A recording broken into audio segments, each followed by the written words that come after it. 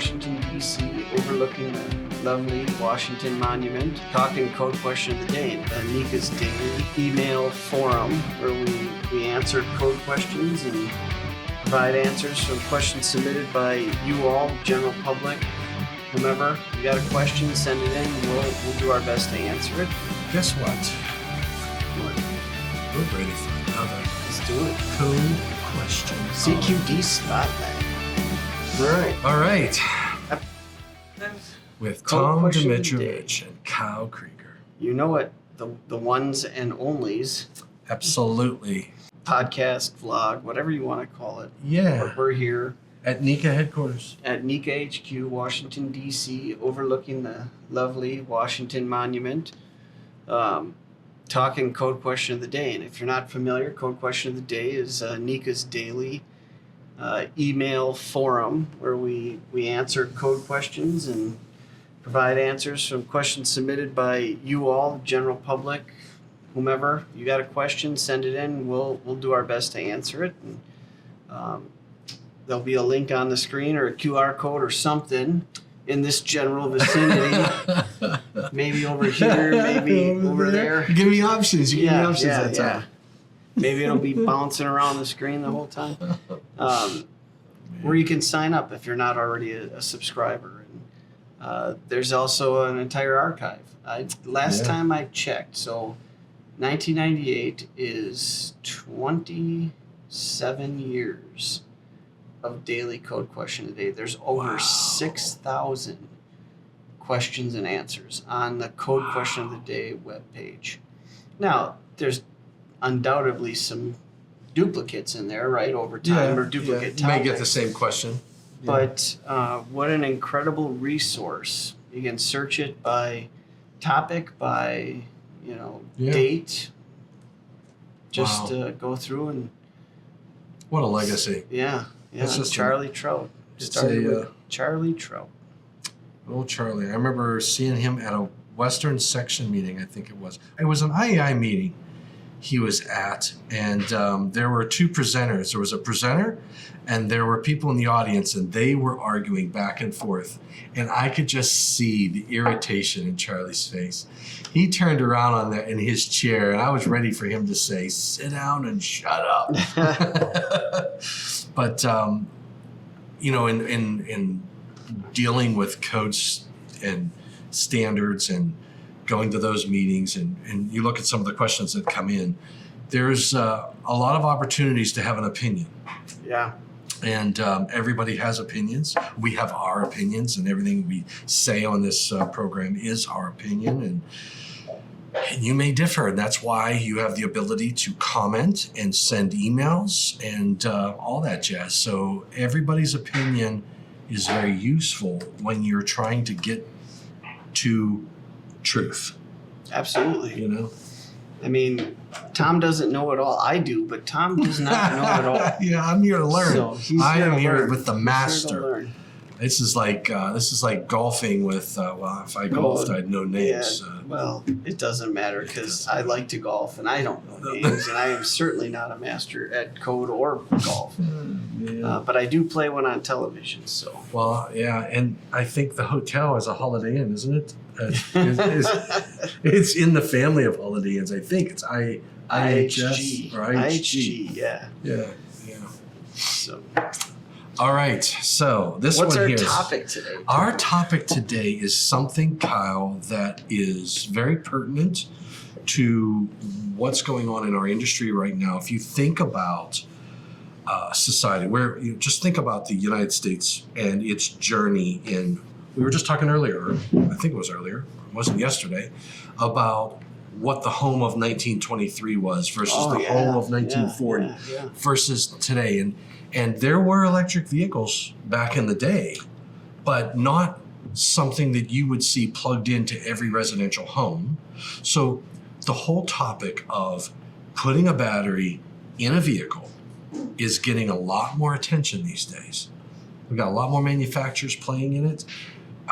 There are quotas out there that have come and gone. I mean, it just depends on who's where and what's going on in government and all this other good stuff, because a lot of these technologies like solar and EV and other, they survive off of some subsidies. Federal grant money. Federal grant money and all that jazz. And when you buy an EV, you may be able to claim it on your taxes. That's all helpful for stimulating growth in new technology. And I would say electric vehicles is becoming much more popular. We're seeing them in a lot of dwelling units.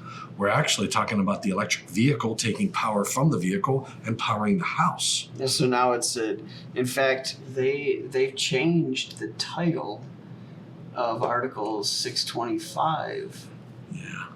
the last 2 cycles, right? Yeah.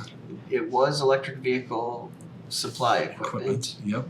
Then it was electric vehicle, or now it's electric vehicle power transfer equipment Electric, yeah. So it's electric vehicle power transfer systems. systems. Yeah. And then in And that's because it's bi-directional. The intent is to ensure that everybody understands that we're not just charging the EV, that's right. but we may be using our EV as an energy storage system. Absolutely. And in some cases, the charging equipment also has energy management capabilities as well, right?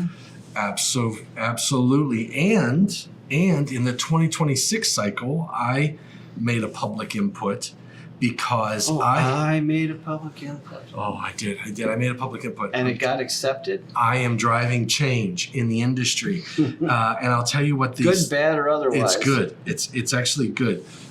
So what we ran across, we have a marina. Eaton has a marina business. Okay. Marina Power was the acquisition. I think we purchased Marina Power and Light. All right. And they supply a lot. I mean, they're like... Is that why you guys do that boat thing every year at NTI? No, but you know what? That we could work that in. It's a good tie-in. That one was free.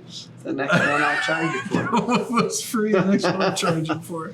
I love it.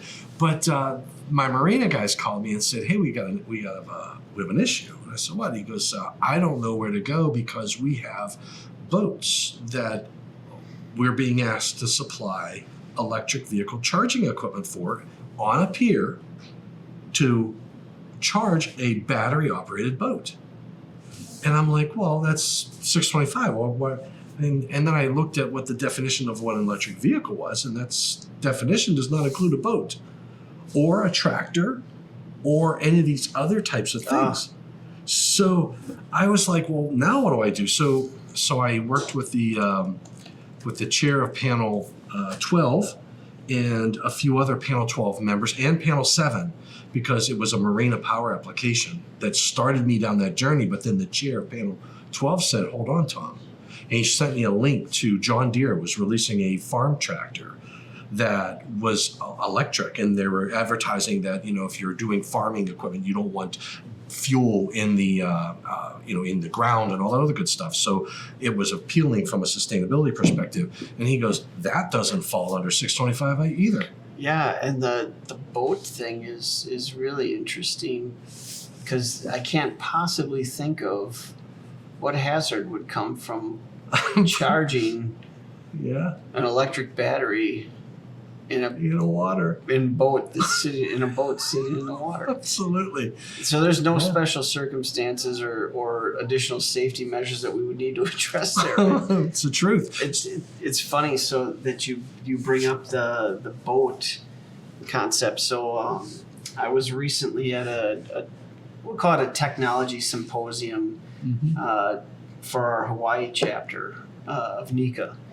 And there was a company there called Hawaii Sea Glider Initiative. And I don't know if you've ever heard of these. Mm-hmm. So a sea glider, and I'll send you an image so you can maybe put it up on the screen while we're talking. Yeah. In fact, there it is. Cues. He doesn't understand. I could edit that out. I know. I hope you do, because otherwise it just looks like I'm moving my hands around like one of them used car sales, a lot of things. I love it. So it's so in Hawaii, the challenge is you have people that live on one island and work on another island. Sure. Or maybe they live and go to school on a different island or whatever. So this company has created electric seaplanes, and some of them hold 6 passengers, some hold 25 passengers. Wow. But the engine, the propeller system, the motors are all electric, Wow. and they need similar rapid charging technology that EVs would have, electric vehicles. And these things are designed to be basically like taxis between islands, but they go 200 miles an hour. They start out as boats, and then they take flight and fly about 50 or 60 feet over the ground at 200 miles an hour, or 180 miles an hour between the islands.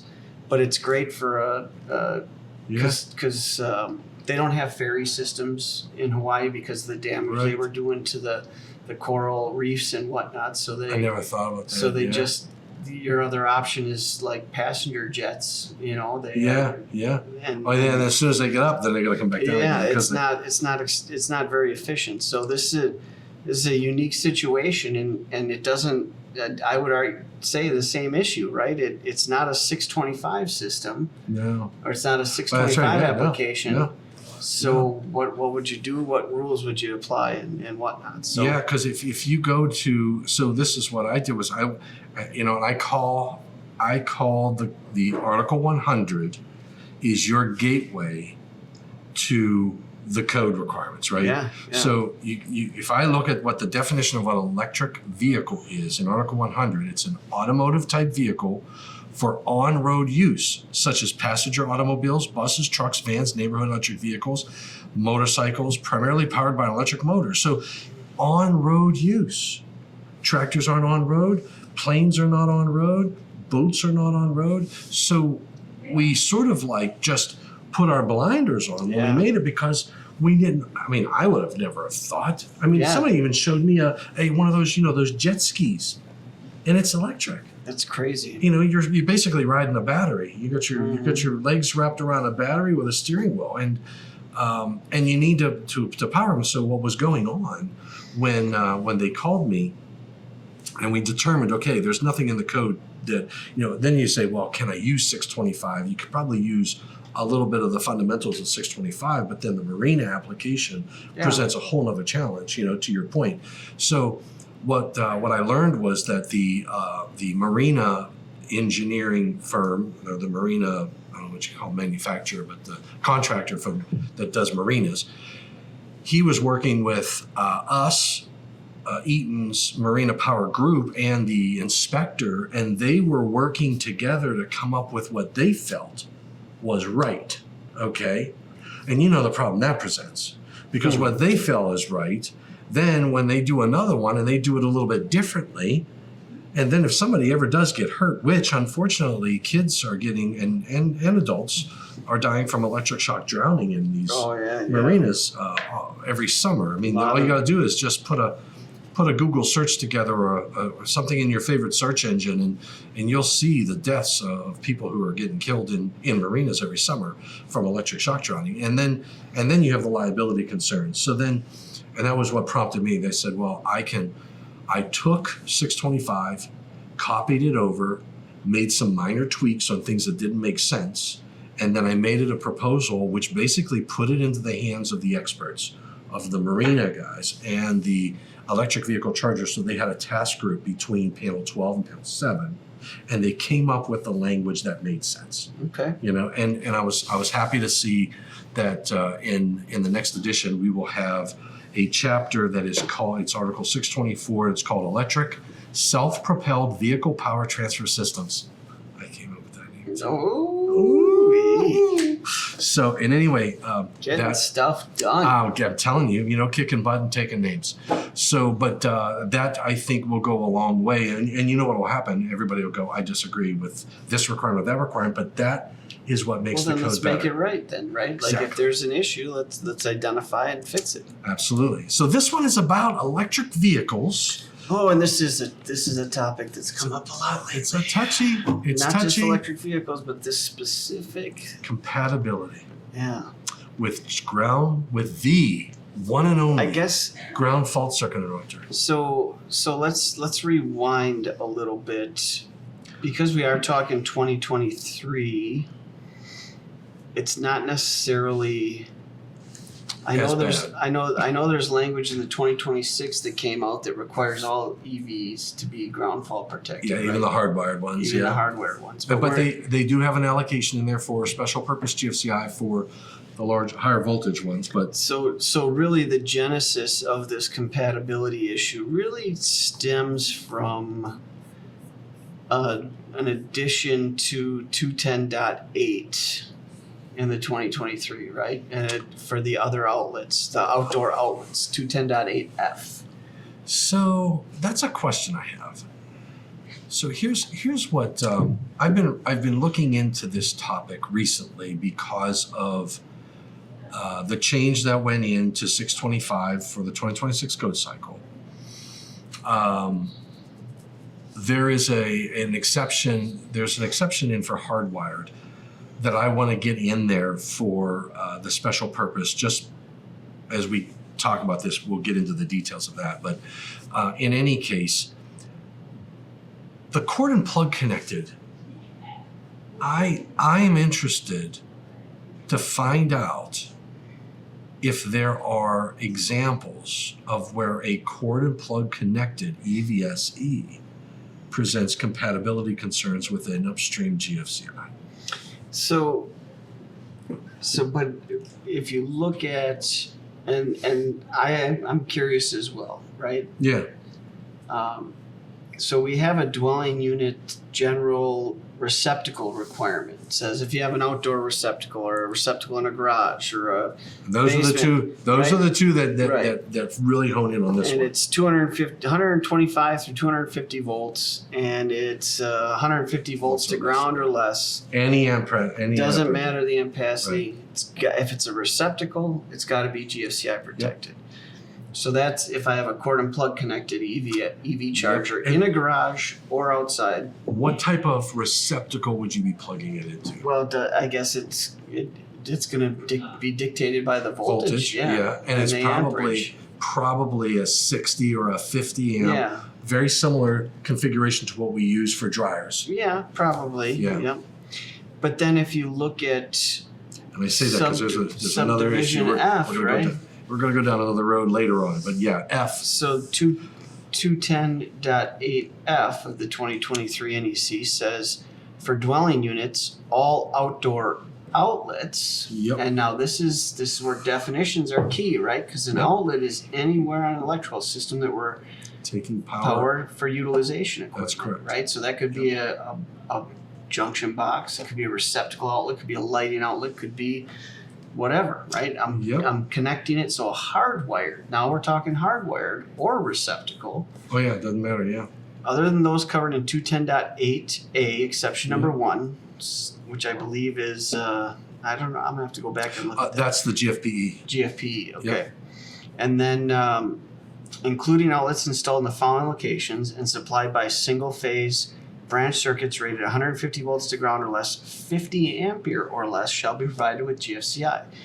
Garages that have floors located at or below grade. Yep. Accessory buildings and boathouses. So And it's dwellings too, so yeah, this is dwellings. Yep. So a dwelling garage, a dwelling accessory building, or a dwelling outdoor or boathouse, right? Right. If it's a hardwired EV Yep. SE and it's 50 amps or less, it's got to be GFCI protected. That is correct. 150 volts to ground or less. Yes. Okay. And then receptacle 1 we already talked about. That's covered by 210.8A. 1 through And B 14. for And B, other than and dwelling. Other than dwelling units. Yeah. So the issue comes in, we're seeing compatibility issues with the EV chargers and line side GFCI protection. And I purposely used that phrased it that way, line side GFCI protection, Right. because often this is confused with, and the argument that we see posed, and I say we in the industry and code making world, right, is that 625.22 requires personnel protection to be integral to EVSE. Yes. What's the difference? So here's one of the things that they do in the standard for personnel protection, like in a product. So there are options on the table for a designer or developer of, say, electric vehicle charging equipment.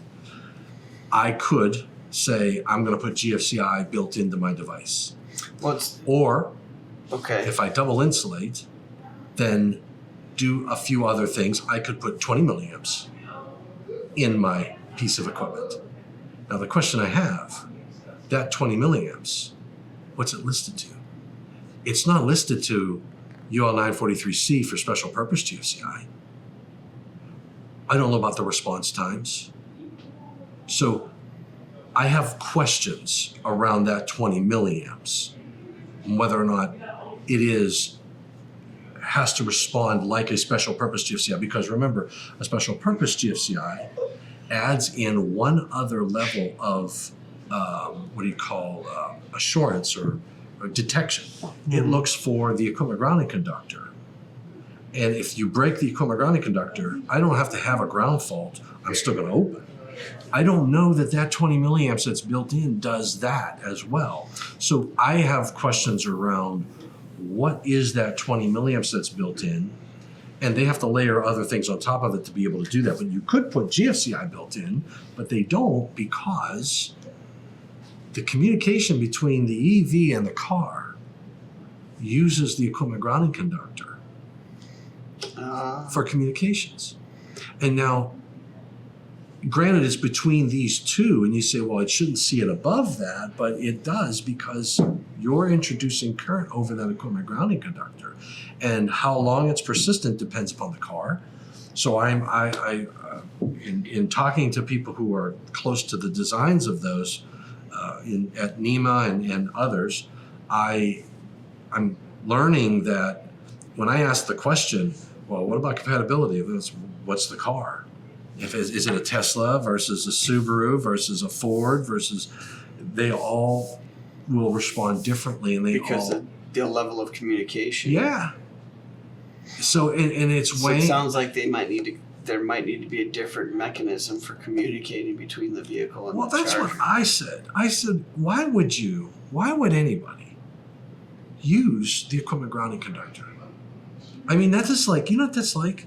It's like the Holy Grail. You just don't touch it. You know, you got to keep it separate. How do you do that and not you add another freaking wire. Yeah. Add another wire. Do something. So what I heard in your explanation is that currently the product standard doesn't prohibit you from putting integral GFCI protection within the charging equipment. Right. But it's not mandatory. It's not mandatory, and it's probably not practicable. Not practicable. So, but what is mandatory is personnel protection, integral in there, but it's not the same as GFCI. Right. And it only provides protection from the charging equipment to the car. Right. That's absolutely everything on the line side is unprotected or would be protected by a branch circuit GFCI device. A GFCI technology in general looks this way. Mm-hmm. Can't look behind it. Right. Right. So it can only look this way. And if I put something, which is another challenge I have with like the GFCI or ground fault protection requirements that are in photovoltaics, they put them in the inverter. But the problem is between the inverter and the panels, right? So it's not looking back upstream. So I'm looking between this piece of equipment and the vehicle. And if there's a problem there, then it will shut down that communications. But if I have a problem with my unit, it's getting power from upstream.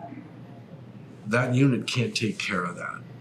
Yeah, so that's where the concern is, that we have an outdoor outlet, higher amperage, right? Yep. And nothing protecting that. So if somebody comes into contact and there's an issue, there's no additional protection there. Absolutely right.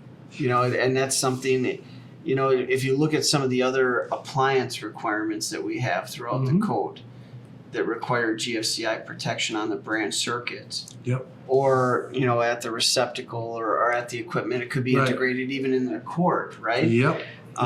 Vending machines. Yeah, you're gonna get me going here. Right? I know I am, but that's good, right? Yeah. Vending machines. Yep. Tire inflation machines. Water coolers or water fountains. Panel 2 added microwaves. They added cooktops. They added electric ovens, electric cooktops, and washing machines. All of those things where if there's a failure of the equipment, we're there to protect not the equipment. Big misconception. No, GFCI is not about the equipment. It's about personnel protection. And if we just look at the similarities between the EV and all of these appliances we just listed, the common elements are water, outdoor space, water or outdoor space, sure, and damaged equipment and human interaction, right? Oh, absolutely, a lot of human interaction. Yeah, and a lot of opportunity. Like in the case of an EV, I can damage. I know we're supposed to put bollards and they call them bollards, right? Yeah, bollards. Yeah, we're supposed to protect them, especially the way you drive, right? Heck yeah! You don't like the way I drive? Stay off the sidewalk. Yeah, that's what my 15 and a half year old son just got his learner's permit, and I told him to text all of his friends and family and said, "Stay off the sidewalks in Cedarburg. I just got my learner's permit." Exactly right. But yeah, it's about personnel protection. It's about knowing, you know what I call it? The damage curve for the human body. Yeah. Everything has a damage curve. Conductors have a damage curve. Transformers have damage curves. Generators have damage curves. Motors have damage curves. The body has a damage curve. We know how much current you can pass through the human body before you create defibrillation. And here in the United States, we worry about LECO thresholds. And that's so the 4 to 6 milliamps that we have Class A GFCIs they're required to trip out in that 4 to 6 milliamp threshold. That's for LECO. That's not an accident, is what you're getting exactly at, right? That's exactly right. And the 30 milliamp threshold we have for marinas is also not by accident either, Absolutely. Right? 30 amp is the muscle contraction, the suffocation, the chest contraction. Yeah, absolutely. So that's when you go into defib. Defib, yeah. Yeah. So, and then in the marinas was a very unique application. I love what we came up with in marinas because we came up with a tiered approach. Yeah. Right? So you had the 100 milliamps at the feeder, you had 30 milliamps, and now in the latest edition, 2026, they're going to say it all has to be coordinated. So that if I pull into a slip with my boat and I plug in and I have a problem, a wiring problem, and I have leakage currents, I'm going to trip out my slip, not take out the main of the marina. But when you're dealing with these electric vehicles and you know where they're going to be plugged in or hardwired, I mean, we're seeing them in dwelling units. You don't have, it's, somebody had mentioned this to me before, and I never looked at it this way. I was looking at a requirement that I said, well, this is typically what they do in industrials. And they said, well, you can't treat the dwelling unit like in a heavy industrial because the qualifications of the individuals aren't the same. Right. And it's about the qualification of the individual and how they're going to interact with what they know, what they don't know. What I think might be common sense from an electrical safety perspective, somebody else may not. Well, and I would even argue too that EV charging stations at a dwelling unit, there's only a handful of people that are going to use that charger on a regular basis in that household, right? Sure. So, we'll go 2 to 5, right? Depending on how many people live in your house. But on average, between 2 and 5. Right.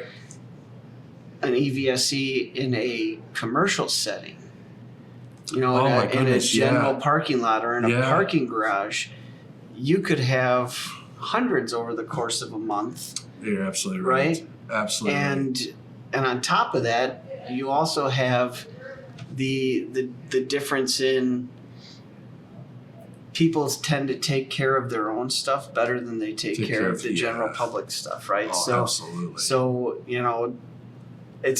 the chances of, especially in a parking lot environment, if you live in an area where it has harsh weather climates like salty air, like in this, the East Coast or West Coast, or the upper Midwest by me where it snows like 9 months out of the year. Sure. What is that wiring connection going to look like after a year, 2 years, 5 years, 6 years? Absolutely right. And how much deterioration has there been where we're now even more important that there's some type of safety device on that line side that's going to protect the equipment.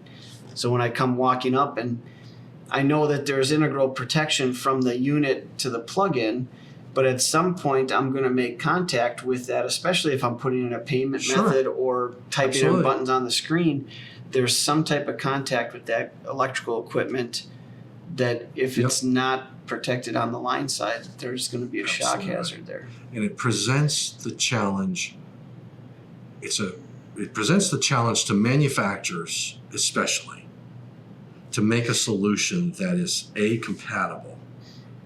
And I'll even bring up the fact that the receptacle that we're using, we're using, and I it was one of the first questions, in a cord and plug connected EVSE, we're using that receptacle that was designed for a dryer or a welder. It's not designed for a continuous current application, right?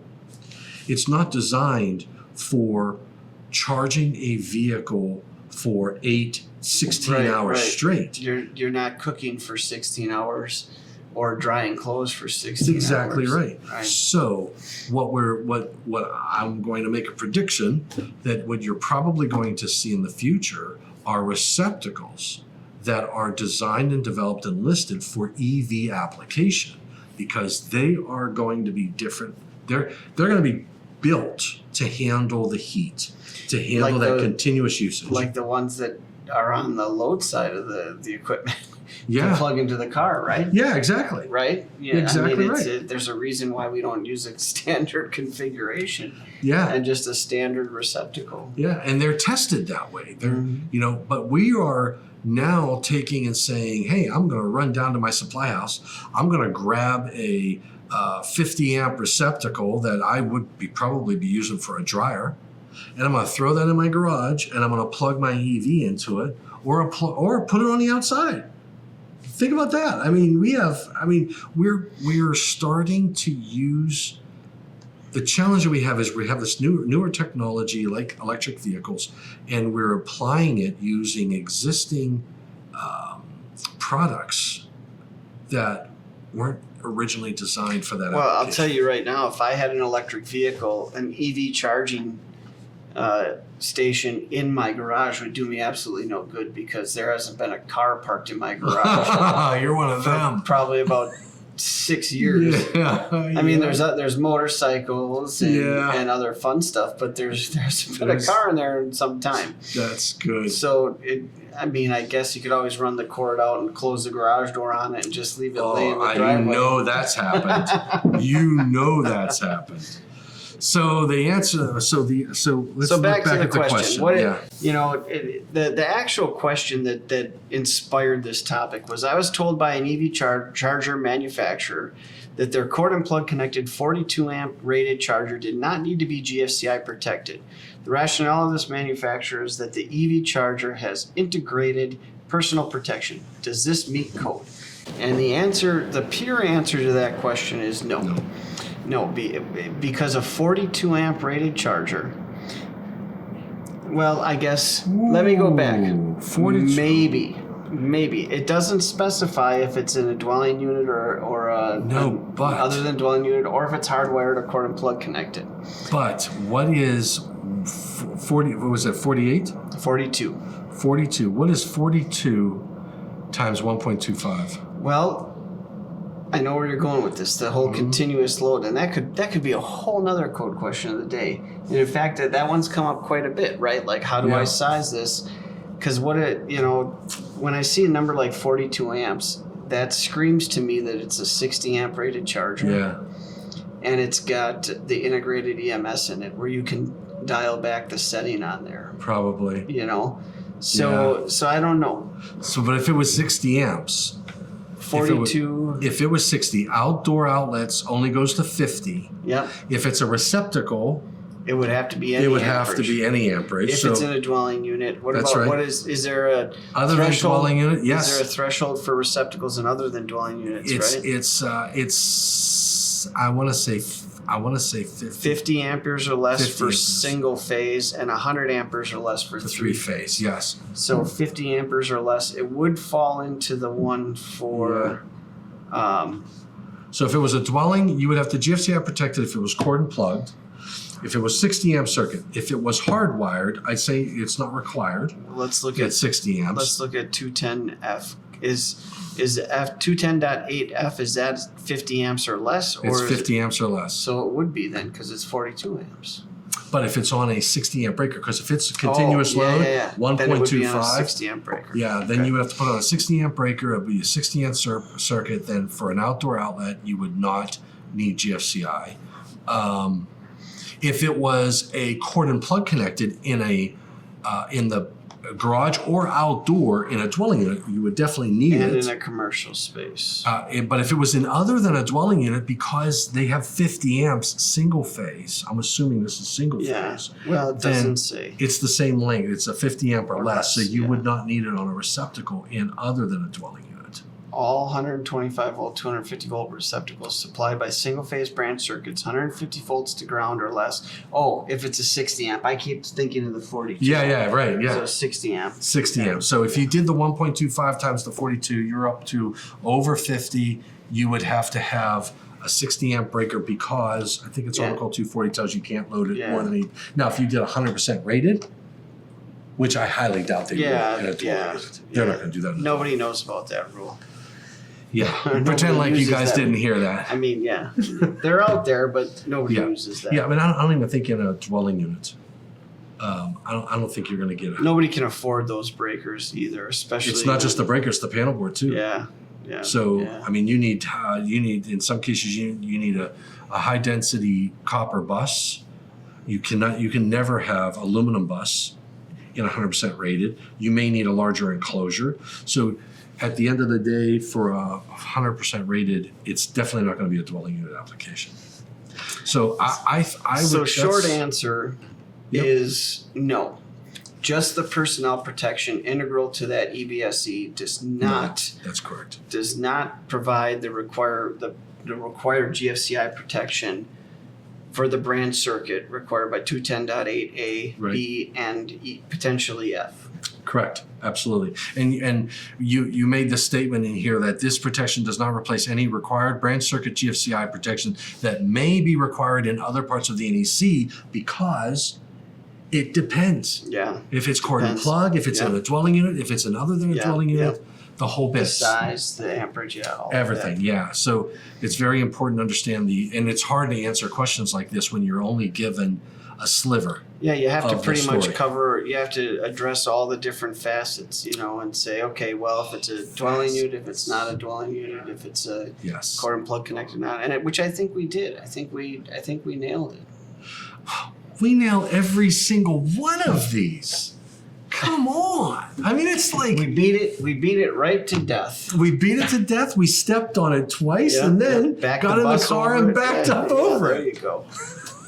So, Beautiful. So if there's anybody out there who has EV input, we would love to hear from you. Ask the questions that you may have and send us any comments on the video. Would love to hear your comments. All right. Thanks again for joining us, CQD Spotlight. Spotlight it is. We'll see you at the next one.